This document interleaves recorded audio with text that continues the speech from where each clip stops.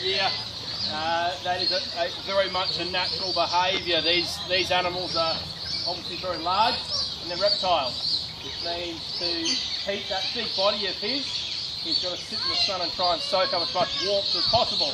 On a day like today, we've had some cloudy weather, that job becomes very difficult. And you'll notice as you go for a walk, if you haven't already, that a lot of our crocodiles are basking on land trying to heat up. You've seen how big he is, okay, now have a look and see what you can see. And it's not a lot. So I actually can't tell where he might be at all. We know he's there, but specifically where is anyone's guess. And that's exactly where or what we're dealing with. It's just very, very hard to spot a crocodile in the wild. Now his head is already at the water's edge. Oh, right. So, right. There you go.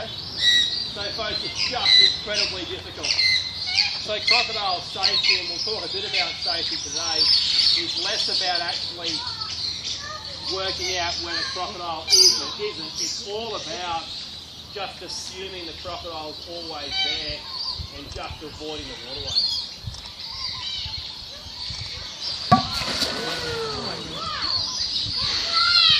It's fairly safe to say that over the last 40 years we've had a slow but steady increase in their total numbers of population. Is a recovering population from the hunting that occurred up until the mid-70s. And I've got no doubt we've got more crocodiles today than we did in the 90s, the 80s, the 70s, 60s.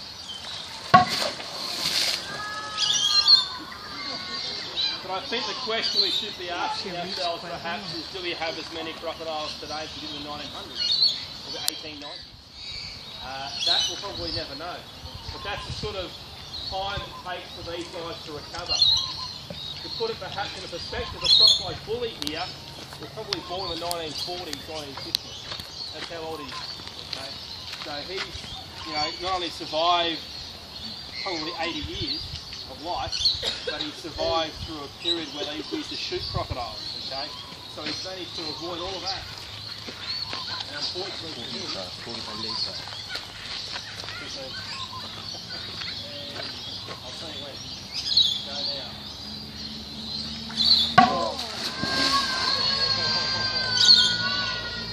So folks, we've now got a crocodile that has been through thick and thin, and the only reason why he's here today was because he decided that life was pretty good around a boat. Now he wasn't there trying to target fishermen as they launch or retrieve their boats.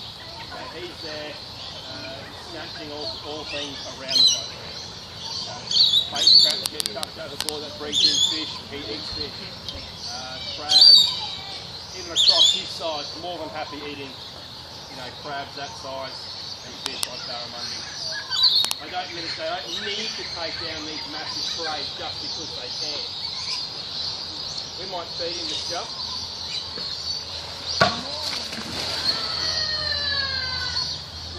So you can sort of get the idea after these couple of jumps, just the amount of power he has at his disposal. You've seen how high he can jump. So that big powerful tail drives that body out of the water.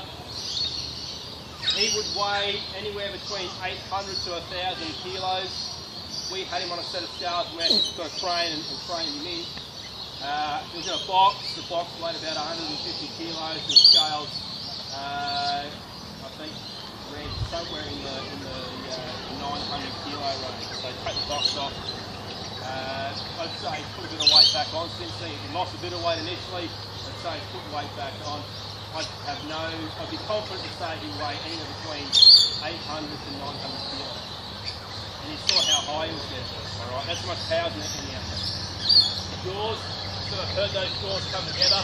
Okay, there's massive, massive muscles that close the jaws. They're actually attached under the jaw. And he would have anywhere between 3 to 3,500 pounds per square inch of closing pressure. Divided across 66 feet, and you've got an animal that once it grabs you, you don't get out of those jaws very easily. All right. We here, as I guess keepers and people who can goes, things like if you want to get out of the jaws of a crocodile, you just poke them in the eye, or you jam your hand in it down the back of their throat. That makes them let go. We can't tell you what works. Poking in the eye seems to have worked in the past. Despite the fact these guys have a set of eyes that can retract into their skull. Okay, so he's just retract that eye there now. So it goes, imagine our eyes if they went back and then down behind our cheekbone. That's the sort of thing he does with his eye. It goes back, but underneath his skull. But when you've got 3,500 pounds of pressure, if you get out of those jaws, you're going to have massive injuries, right? And you're then just going to be next to a crocodile. Or to say he doesn't grab you again. So safety is definitely the best medicine here. That's what I say. Prevention here is what it's all about. It's not about trying to get out of a situation, it's about avoiding that situation in the first place. So, for a crocodile his size, this is about where you want to be standing, at the absolute minimum. This is sort of, he would get to about here if he really meant business. So you sort of only just out of that strike zone. They suggest about 5 metres, which I'd estimate is probably about here somewhere, at a minimum. And they say 5 metres because you don't know how big they are, right? You're not going to see them. So you don't know if it's a 3 metre, a 4 metre, or a 5 metre crocodile. I say 10 because what are you doing when you're out in their environment? What are you actually doing? Why are you there? You're boating, you're camping, you're fishing, you're just enjoying the great outdoors and taking a photograph. You are not worrying about what could be right there. Alright? And that water there, you saw how big he was? That's the bottom there. That's not even that deep. I'll go right beside his head. Just don't fall down. So I'm looking at this thing here. That's about just above my kneecap here. Alright? And that's a 4.5 metre crocodile, 800 kilos. Alright? So it's that sort of water that can harbour a big crocodile. So you're not going to see him. That's why I say 10 metres personally, because you're not focusing on what's right there. So your reaction is always stop what you're doing. What's going on over here? Oh, crocodile, and then get away. And what should you do if a crocodile does come out of the water at you? I'm going to suggest run away very quickly in the opposite direction. In a straight line's cool. You'll hear things like zigzags or go in a circle. Obviously a circle's a waste of time, but that has been said in the past. I think zigzag is actually a prescribed method.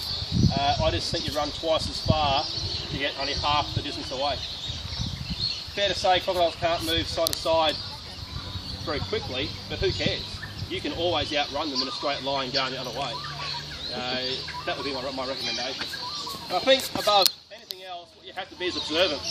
You have to know what your surroundings are. So don't just walk blindly down to the water's edge and then just have a seat and start fishing. Know what that river's doing, okay? Know where your exit is. What are you standing on? Is it soft sand? Are you knee deep in mangrove mud? Are you on solid ground? Knowledge of these sorts of things are going to help you. So when you react, hopefully you react in the right way and run to a safe location. We're fairly lucky. We have, on average, 1 death every 2 years. That's not counting the last 2 years. In 2013-14, we've lost 4 people in each of those years. We're already at 1 this year.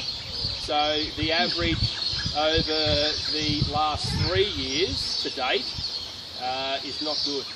What's that, 9 divided by 3? 3 deaths a year. So it really is quite bad. And we have to do something about it because we can't keep doing it. We just can't keep losing 4 people a year to crocodiles because it just builds up their reputation. Our response is always to go and shoot the crocodile until you find the one that's actually killed the person, which is a fair enough response. But if you kill 20 crocs, you get to find the one, it's not sustainable. These guys have been around for millions of years, 200 million years. So I think they've earned their spot here on the planet. It's up to us to just learn to learn how to live with them.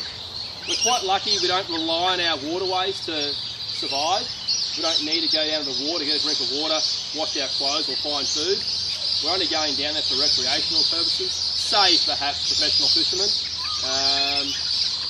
But yeah, the majority are quite lucky in that sense. We're going to move on, guys. Go feed Psycho. He's on the corner here. So if you just come back, slide across this way, main path, round to your left in the corner, we'll get in there and feed him.